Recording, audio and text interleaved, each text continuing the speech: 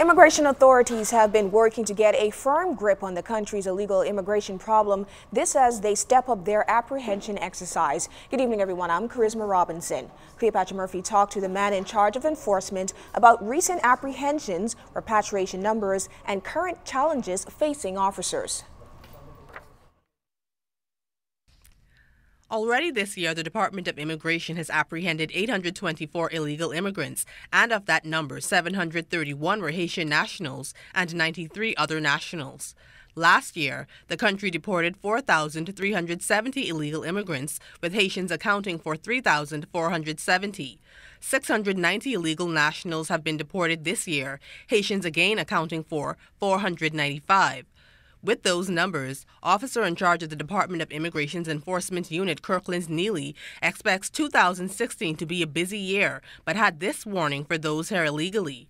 You may evade us today or you may evade us for a month, but within that 2 months range, we will capture you. And so it's easy, right, to turn yourself in or go back home if you're here illegally and working illegally. Illegal immigration is a persistent problem that costs the country millions of dollars annually to counteract, but Neely says those efforts are hampered by the business community that contributes by employing illegal immigrants. Once we find you doing such things, we're taking you before the court. Also in recent time, what we find that these big companies and agencies and stuff are bringing in foreigners as visitors and then in turn having them work without status. We've been getting numerous calls and stuff like that from Bahamians, and anytime any Bahamian to know of any such thing or whatever, you can always give us a call.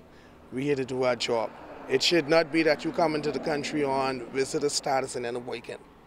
He says immigration officials are trying to preserve jobs for Bahamians, but encounter obstructions sometimes from Bahamians themselves. There's the charges for that, and anybody who interfere in the execution of us doing our job, we will be bringing them before the court. Because we would expect Bahamians to help, not help the illegals to resist against us. And we've been meeting that in that resistance in most recent time, just about every day on the road. As immigration officials continue to do their jobs, Neely says they require the public's help to have any success. He says 30 Cuban nationals and 140 Haitians housed at the Bahamas Detention Center are expected to be repatriated Friday. Cleopatra Murphy, ZNS Network News.